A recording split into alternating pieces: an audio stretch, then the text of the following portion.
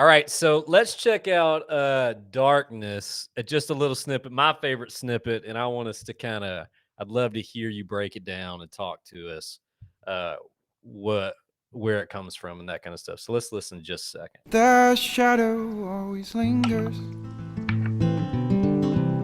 It's coming creeping round the bend.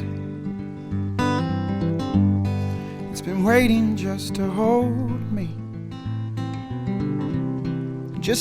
me and move in. All right, so that's I really want to talk about the shadow and just the whole theme of darkness. I feel like as an emotional songwriter, and I would like to be one day, but I felt that lyric probably harder than any lyric of yours that I've heard.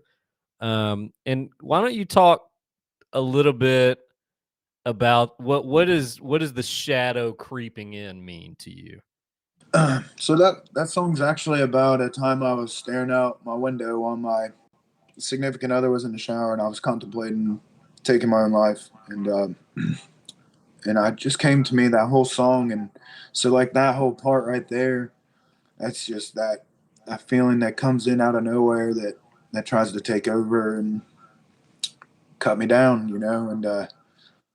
and so yeah, it's the best way I can describe it. Is that dark feeling that's just creeping around the corner that you're really unsure when or where it's going to show up and how it's going to affect me for that day. Yeah, it's weird.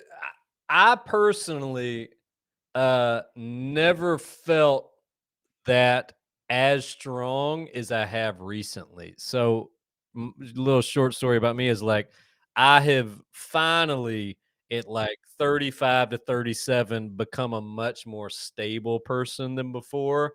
Um and just like I'm a full-time teacher now, I have a wife and a kid and things in my life are like very stable compared to what I used to travel a lot and I never really had a super stable job. But I felt like the darkness has creeped in more on my life now that I'm more of a stable person than when my life was chaotic. And I feel like my biggest fear is that I finally have things going really well, and that's when I feel that shadow like really coming after me. Um, when is when are some of the moments in your life that you've just felt that shadow like all over you? Was there a specific moment that you can remember that you felt like it was overwhelming, or what was there a moment that led you to write about this song? What exactly do you remember? It's really just been something that I've dealt with forever, and I always thought it was normal, and I always just thought that that's what people thought. Life sucks, and you get down, and sometimes it lasts for months, and you don't really want to live anymore and stuff, and then when becoming an adult and branching out and getting away from my small town and doing other things, I start hearing more talk about mental health and working on things like that. I'm like, dang, like that isn't normal. No one I know really thinks about this all the time. And so really, it's just been kind of a shot a lingering feeling my entire existence as far as I can remember.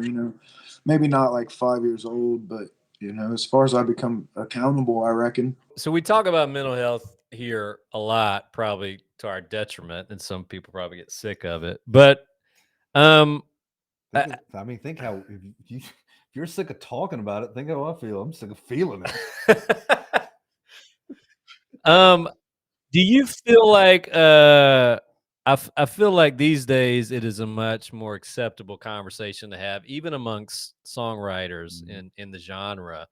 Do you feel like now there's more support among the songwriters that you travel with? Do you feel like it's more than before? How do you feel like times have changed a little bit in that situation? Yeah, I mean, I think it's totally night and day difference. Really, I don't know if it's a product of getting away from people who are not as like-minded as myself and surrounding myself with people that understand that and support that and you know, want to be there and stuff. Like pretty much everybody in this whole music scene, man, they're like, it's like my brothers and sisters. It's like an army, you know.